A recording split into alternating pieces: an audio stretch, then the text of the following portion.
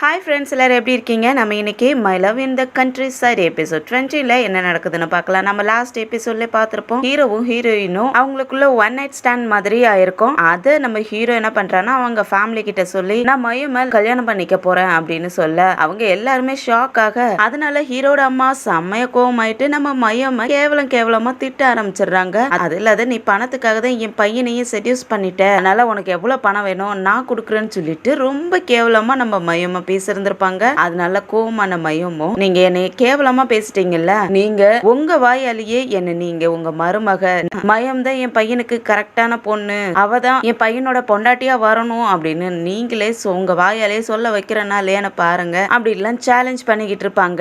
அதுக்கப்புறம் வீட்டுல போயிட்டு யோசிச்சு பாக்குறாங்க என்ன பண்ணலாம், எப்படி மாமியார கவுக்கலாம் அப்படிங்கிற மாதிரி எல்லாம் யோசிச்சுக்கிட்டு இருக்க. அப்ப அவங்க ஸ்கிரிப்ட் புக் கிடைச்சிருக்கோம். அந்த புக்கு படிச்சு பார்க்கக்குள்ள அதுல ஒரு சில ஐடியா அவங்களுக்கு கிடைச்சிருக்கும்.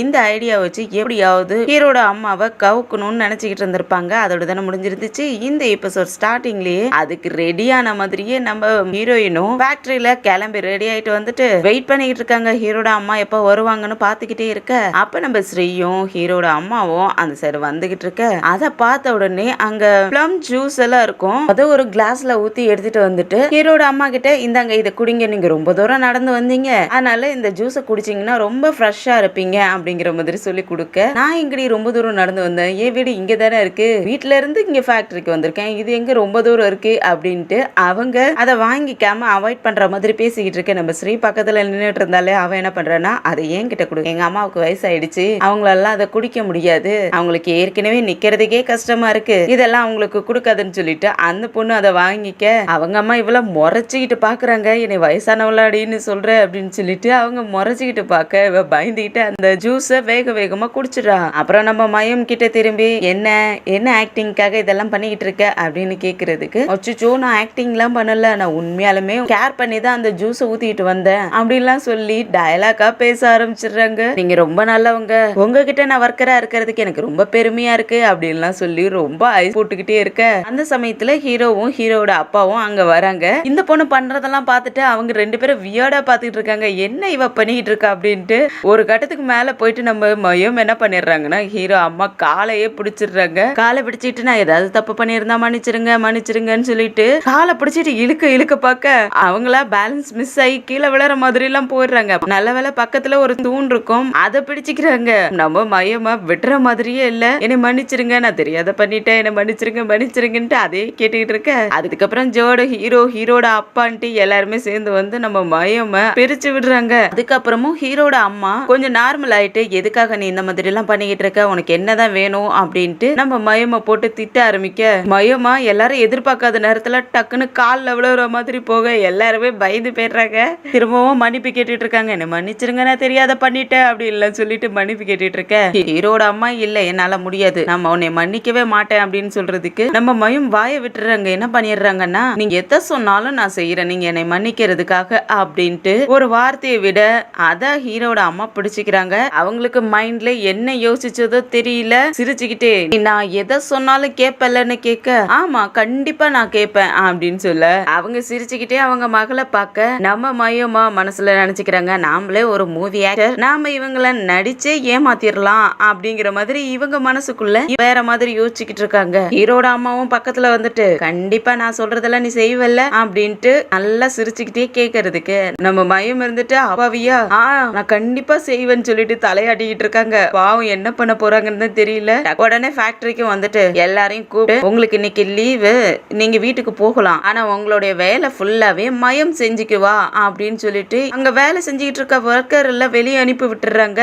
நம்ம மயம்க்கு இப்பதான் சீரியஸ்னஸ் புரியுது, செமைய ஷாக் ஆயிடுறாங்க. அப்பயும் கூட ஜோடி கேக்குறான், நீங்க இந்த மாதிரி பண்ணீங்கன்னா நம்ம டெலிவரி பண்ற இடத்துக்குள்ள எப்படி சீக்கிரமா டெலிவரி பண்ண முடியும், இந்த வேலையை மயமால மட்டும் பண்ண முடியாது அப்படின்னு சொல்றதுக்கு ஹீரோட அம்மாவும் மயம் கிட்ட இதை உன்னால செய்ய முடியும்லன்னு கேட்க அவங்க பித்தன்னு முழிச்சுக்கிட்டு இருக்க. அப்ப ஸ்ரீ பக்கத்துல வந்துட்டு, எங்க அம்மா உன்னை ஒன்னும் ஃபோர்ஸ் பண்ணவே கிடையாது, ஓ இஷ்டம், நீ செய்யணும்னு நினைச்சா செய்யலாம், இல்லன்னா இங்க இருந்து போகணும்னு நினைச்சா போகலாம்ங்கிற மாதிரி பேச நம்ம மயம் எதுக்கு சளைக்காம கண்டிப்பா நான் செய்யறேன் அப்படின்னு சொல்லிட்டு அவங்க பாட்டுக்கும் போயிட்டு அந்த வெள்ளை பாகெல்லாம் அச்சுல ஊத்திக்கிட்டு இருக்க. ஹீரோவுக்கும் ஹீரோட அப்பாவுக்கும் என்ன பண்றதுன்னே புரியல. நம்ம மயம் பாட்டுக்கும் அவங்க பாட்டுக்கும் நம்ம எல்லாம் செஞ்சிடலாம் அப்படின்னு நினைச்சுக்கிட்டு அவங்க பாட்டுக்கு அச்சுல ஊத்திக்கிட்டு இருக்காங்க. அதுக்கப்புறம் மனம் என்ன பண்ணிடுறான்னா ஜேடு கிட்ட தனியா கூட்டிட்டு போயிட்டு ஃபேக்டரிக்கு பின்னாடி மத்த ஒர்க்கர்ஸ் எல்லாம் வேலையை வாங்கிரு, மயமால மட்டும் இது செய்ய முடியாது, நம்மளால டைம்க்கு டெலிவரி பண்ண முடியாது, அதனால மத்த ஒர்க்கர்ஸ் எல்லாம் கூப்பிட்டு பின்னாடி இருக்கிற ஃபேக்டரியில வச்சு அவங்க கிட்ட எல்லாம் வேலையை செய்ய சொல்லு, சீக்கிரமாவே நம்ம முடிக்கணும் அப்படின்னு சொல்லிக்கிட்டு இருக்க ஜோடும் சரின்ட்டு சரி நான் போய் செய்யறேன்னு சொல்லிட்டு கிளம்பிடுறான். அதுக்கப்புறம் ஹீரோட ஃபேமிலியே சாப்பிடுறதுக்காக போக அப்ப நம்ம மனாவும் பக்கத்துல போவானா அவங்க அம்மா இருந்துகிட்டு சாப்பிடுப்பா உட்காருன்னு சொல்லி கூப்பிட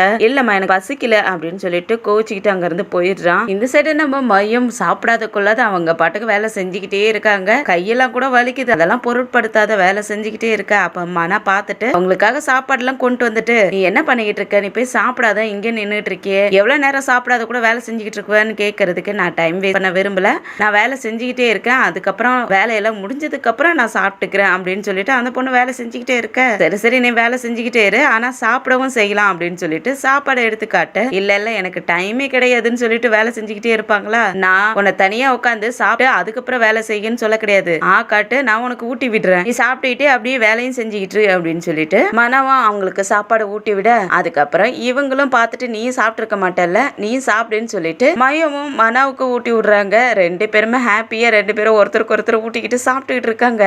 அந்த சமயத்துல இந்த கிராங்க் அங்க வந்துடுற போல இருக்கு, மனா அப்படின்ட்டு கத்த ஆரம்பிச்சிடுறா. அவ ஓடி வந்து பக்கத்துல கையை பிடிச்சுக்கிட்டு மனா யாராவது பார்த்தாங்கன்னா என்னை பத்தி என்ன நினைப்பாங்க, நீ என்ன பண்ணிக்கிட்டு இருக்க அப்படின்ட்டு இவளுக்கு தான் மனா மேல உரிமை இருக்கிற மாதிரியே ரொம்ப பேசுவாளா. மனா இருந்துட்டு இங்க பாரு நான் ஆல்ரெடி என்னுடைய முடிவை பத்தி சொல்லிட்டேன், நான் உன்னை லவ் பண்ணவே கிடையாது, நான் மயம் தான் லவ் பண்றேன்னு ஆல்ரெடி நான் உங்ககிட்ட சொல்லிட்டேன், நீ தேவையில்லாத பிரச்சனை பண்ணிக்கிட்டு இருக்க, நான் ஜஸ்ட் உன்னைய ஒரு சிஸ்டரா மட்டும் தான் பாத்துக்கிட்டு இருக்கேன், நீயே என்னை பிரதரா தான் பாக்கணும் அப்படின்லாம் சொல்ல இவ முடியவே முடியாதுன்னு அடம்பிடிக்க பார்க்க முதல்ல என் கையை விட்டு கையை எடு அப்படின்னு சொல்லிட்டு கையை தள்ளி விட்டுட்டு நீ போ அப்படின்னு துரத்தி விட்டுறான். அவளும் கத்திவிட்டு அங்கிருந்து போறா. அதுக்கப்புறம் இதெல்லாம் பாக்குற நம்ம மையமுக்கும் ஒரு மாதிரி கஷ்டமா இருக்கு, நம்ம எல்லாரும் கஷ்டப்படுத்துறோமோங்கிற மாதிரி பாத்துக்கிட்டு இருக்க. மன இருந்துட்டு அதெல்லாம் நீ நினைக்காத நீ சாப்பிடுன்னு சொல்லிட்டு சாப்பாடு எடுத்து திரும்பவும் ஊட்டி விட ஆரம்பிக்கிறான். ஆனா மயம் இருந்துட்டு இல்ல எனக்கு வேண்டாம் நீ இதை எடுத்துட்டு போன்னு சொல்ல மனவும் கிளம்பிடுறான். இந்த கிராங்க் அழுதுகிட்டே ஓடி வந்தா இல்லையா, அங்க அவங்க அம்மாவும் வந்திருப்பாங்க போல இருக்கு, நம்ம ஹீரோட அம்மா ஸ்ரீ அப்புறம் கிராங்க் அம்மா இவங்க மூணு பேருமே உட்காந்து பேசிக்கிட்டு இருக்காங்க ஒரு ரூம்ல. இவ அழுதுகிட்டே ஓடி வந்துட்டு அம்மா அவங்க ரெண்டு பேரும் கொஞ்சிக்கிட்டு இருக்காங்க, சாப்பாடுலாம் ஒன்னா ஊட்டிக்கிட்டு இருக்காங்க அப்படின்லாம் சொல்லி எல்லாத்தையும் கம்ப்ளைண்ட் பண்ணிட்டு என்ன மன ஒரு சிஸ்டரா மட்டும் தான் பாக்குறானா என்னை பக்கத்திலே வரக்கூடாது அப்படின்லாம் சொல்லி திட்டி விட்டுட்டாமா அப்படின்ட்டு கம்ப்ளைண்ட் பண்ணிக்கிட்டு இருக்கா. ஹீரோட அம்மா ஏனோ குழந்தை பிள்ளைய கொஞ்சிற மாதிரி கொஞ்சிக்கிட்டு இருக்காங்க. அதுக்கப்புறம் இந்த ஸ்ரீ கணக்கெல்லாம் எடுத்துக்கிட்டே வந்துகிட்டு இருக்க. அப்ப அந்த பின்னாடி வெளியே அந்த ஃபேக்டரியோட பின்னாடி வெளியில வந்து பார்க்க அந்த இடத்துல மனா சொல்லி இருந்திருப்பான் இல்லையா ஃபேக்டரி ஆளுங்களை வச்சு அங்க வெள்ளத்துல ரெடி பண்ணுங்கன்னு சொல்லி அதை அங்க ஜேர்டு வச்சு ரெடி பண்ணிக்கிட்டு இருக்கான். காவலுக்கும் அங்க நின்றுட்டு இருக்கான். ஆனா அந்த பொண்ணு பின்னாடி இருந்து வந்திருப்பா போல இருக்கு, ஜேர்டு முன்னாடி நின்னுகிட்டு இருக்கான். அங்க வெள்ளம் எல்லாம் ரெடி பண்ணிக்கிட்டு இருக்காங்களா, அதையும் அவ பாத்துறா. பக்கத்துல வந்துட்டு என்ன பண்றீங்கன்னு கேட்க எல்லாருமே ஷாக் ஆயிடுறாங்க. உடனே ஸ்ரீயும் நீங்க என்ன பண்றீங்கன்னு கேட்டேன்னு சொல்ல ஜேர்டு இருந்துட்டு சுகர் தான் ரெடி பண்ணிக்கிட்டு இருக்கோம்னு சொல்லுவானா, நாங்க தான் சொல்லியிருக்கோம்ல மயமுக்கு ஹெல்ப் பண்ண கூடாதுன்ட்டு, அப்புறம் என்ன இதெல்லாம் அப்படின்னு கேக்குறதுக்கு மனதான் மயமுக்கு ஹெல்ப் பண்ண சொன்னான். ஏன்னா வெள்ளத்தெல்லாம் நம்ம கரெக்ட் டைமுக்கு டிஸ்ட்ரிபியூட் பண்ணி ஆகணும்ல, இல்லைன்னா நமக்கு தானே அசிங்கம், மயமால தனியா செய்ய முடியாது, கரெக்ட் டைமுக்கு டிஸ்ட்ரிபியூட் பண்ணலன்னா நமக்கு அசிங்கமாயிடும், அதனாலதான் மன இந்த மாதிரி ஒரு ஏற்பாடு பண்ணா அப்படின்னு சொல்ல ஸ்ரீயும் கொஞ்ச நேரம் யோசிச்சுட்டு சரி இதை செய்யுங்க ஆனா அம்மாவுக்கு மட்டும் தெரிஞ்சிடக்கூடாது அப்படின்னு சொல்லிட்டு கிளம்பிடுறா. அதுக்கப்புறம் கொஞ்ச நேரத்திலேயே வெள்ளம்லாம் ரெடி பண்ணிடுறாங்க. நம்ம மயம் கிட்ட ஜேடு வந்துட்டு போதும் போதும் நிப்பாட்டு முடிஞ்சிருச்சு, கவுண்டிங் எல்லாம் கரெக்டா வந்துருச்சு அப்படின்னு சொல்ல நம்ம மயமுக்கு நம்ம இவ்வளவு சீக்கிரத்துல ரெடி பண்ணிட்டோமான்னு சொல்லிட்டு செம்ம ஹாப்பி ஆயிடுது. அதுக்கப்புறம் ரெடி பண்ண வெள்ளத்தெல்லாம் கொண்டு போயிட்டு பாக்ஸ் எல்லாம் வச்சு அடுக்கி வச்சுட்டு ஹீரோட அம்மாவையும் கூப்பிட்டு வச்சு காட்டிக்கிட்டு இருக்காங்க. ஹீரோட அம்மாவும் அதை பார்த்துட்டு ஓகே நீ ஃபுல்லாவே ரெடி பண்ணிட்ட, நான் ஒத்துக்கிறேன், நீ இந்த டாஸ்க்ல ஜெயிச்சுட்ட, ஆனா நான் இன்னும் ஒரு டாஸ்க் கொடுக்க போறேன் அப்படின்னு சொல்ல திரும்பவும் நம்ம மயமுக்கு ஷாக் ஆயிடுது. ஹீரோட அப்பா எல்லாம் என்ன நீ பண்ணிக்கிட்டு இருக்க, அந்த பொண்ணு சின்ன பொண்ணு, நீ ஏன் இவ்வளவு வேலை வாங்கிக்கிட்டு இருக்கேன்னு சொல்ல அவளுக்கு செய்ய விருப்பம் இல்லைன்னா இதுல இருந்து விலகிக்கலாம் அப்படின்ட்டு ஹீரோ அம்மா சொல்றதுக்கு நம்ம மயம் இருந்துட்டு நான் செய்வேன் கண்டிப்பா செய்வேன், நீங்க என்ன டாஸ்க் கொடுத்தாலும் நான் செய்யறேன்னு ஒத்துக்கிறாங்க. ஐயோ தேவையில்லாத இந்த பொண்ணு பிரச்சனை இல்ல வேணும்னே போய் மாட்டிக்குவா போல இருக்குது. ஹீரோட அம்மா திரும்பவும் ஒரு வில்லத்தனமான யோசனையை யோசிச்சுட்டு நீ இந்த பனைமரம் இருக்கு இல்லையா அந்த பனைமரத்துல என் கூட ஏறி நீ ஜெயிச்சு காட்டணும் அப்படின்னு சொல்ல நம்ம மயமுக்கு அந்த ஹைட்டை பார்த்த உடனே மயக்க வர மாதிரி ஆயிடுச்சு. அந்த மரத்து மேல எப்படி இவங்க கூட ஏறி அதுல எப்படி நம்ம ஜெயிக்க முடியும் அப்படின்ட்டு அவங்களுக்கு கொஞ்சம் பயமும் வர ஆரம்பிச்சிருது. அதனால பயந்துட்டு என்ன பனைமரத்துல ஏறுறதா எப்படி ஏறுறதுங்க, என்ன உன்னால செய்ய முடியாதா, அப்ப இந்த போட்டியில இருந்து விலகிக்கிறியா அப்படிங்கிற மாதிரி ஹீரோட அம்மா கேட்க நம்ம மயமும் பக்கத்துல வந்துட்டு நானும் இந்த போட்டிக்கு அக்செப்ட் பண்ணிக்கிறேன் அப்படின்னு சொல்ல அங்க ஸ்ரீ ஹீரோட அப்பா நம்ம ஹீரோக்குலாம் இன்னும் என்னதான் பண்ண போறாங்க, எப்படிதான் இவங்களை சமாளிக்கிறது அப்படிங்கிற மாதிரி தான் யோசிச்சுக்கிட்டு இருக்காங்க. அதுக்கப்புறம் நைட்டு மக்குவாக்கு சாப்பாடு போட்டுக்கிட்டே என் வாயை அடக்கவே முடிய மாட்டேங்குது, தேவையில்லாத எதையாவது சொல்லி பிரச்சனையிலையாவது மாட்டிக்கிறேனே அப்படின்ட்டு வாயிலே அடிச்சுக்கிட்டு இருக்க. ஹீரோவும் பின்னாடி இதை பார்த்துக்கிட்டே வந்துட்டு நீ இதை அங்க பேசுறதுக்கு முன்னாடியே யோசிச்சிருக்கணும்னு திட்டிட்டு வரான். நம்ம மயம் இருந்துட்டு நான் கண்டிப்பா வின் பண்ணுவேன்னு சொல்லுவாங்களா, நீ என்ன சொல்லிக்கிட்டு இருக்க, எங்க அம்மா சின்ன பொண்ணா இருக்கக்குள்ள அந்த மரத்துல எவ்வளவு வேகமா ஏறிட்டு இறங்குவாங்கன்னு தெரியுமா, நீ அவங்க கிட்ட எல்லாம் போட்டி போட முடியாதுங்கிற மாதிரி சொல்ல, அதெல்லாம் முதல்ல அவங்க எங்க இருந்தப்ப, ஆனா இப்ப அவங்க வயசாயிட்டாங்க, அவங்களுக்கு வயசாயிடுச்சு, அவங்களால இப்பெல்லாம் செய்ய முடியாது அப்படிங்கிறதுக்கு அது எப்படி சொல்ல முடியும், உனக்கு என்ன மரம் ஏற தெரியுமான்னு கேட்கறதுக்கு ஓ அதெல்லாம் விடு, அது கத்துக்கிட்டா போச்சு, நீ எனக்கு சொல்லி கொடு, என்ன மக்குவா நான் சொல்றது கரெக்ட் தானேன்ட்டு மக்குவா கிட்ட கேட்க அந்த பன்னிக்குட்டியும் எதே ஹெல்ப் பண்ணுப்பா பார்த்து ஹெல்ப் பண்ணு அப்படிங்கிற மாதிரி தலையை ஆட்டிக்கிட்டு இருக்கு. அடுத்த நாளே நம்ம மயமுக்கு பிராக்டிஸ் கொடுக்கறதுக்காக பனை மரத்துக்கிட்ட போக நம்ம மனா முதல்ல ஏறி பார்க்கலான்னு சொல்லிட்டு அவன் ஏறி போக, அதுவும் மேல ஷர்ட் இல்லாத ஏறி போய்கிட்டு இருப்பான்னா மயம் ஆன்னு பார்த்துக்கிட்டு எவ்வளவு ஸ்ட்ராங்கா இருக்கான் அப்படின்ட்டு வாயை விட்டே உளறிடுறாங்க. அவன் நல்ல வேலை கேட்கல, நீ என்ன சொல்ற மயம் அப்படின்ட்டு கேட்க அப்பதான் கொஞ்சம் நினைவுக்கே வராங்க. அதெல்லாம் ஒண்ணும் இல்ல, வெயில் ரொம்ப ஸ்ட்ராங்கா அடிக்குது இல்ல, என் ஸ்கின் எல்லாம் கூட கருப்பாயிடும் போல இருக்கு, அதுதான் பத்தி புலம்பிக்கிட்டு இருக்கேன் அப்படிங்கிற மாதிரி சொல்லி மாத்தி விட்டுறாங்க.